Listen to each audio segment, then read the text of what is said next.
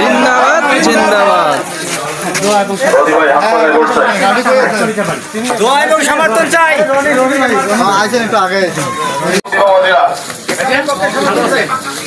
যত তন্ত্র মন্ত্র রাম বাম সব দেখা শেষ।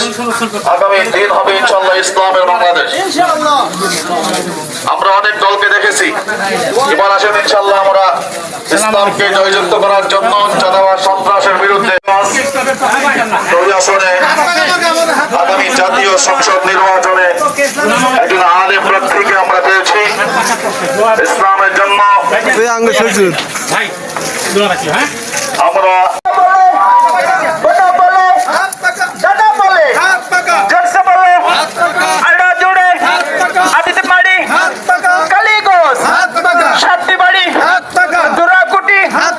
দুর্গাপুর, আদিত্যবাড়ি, বুড়ির বাজার, সবাই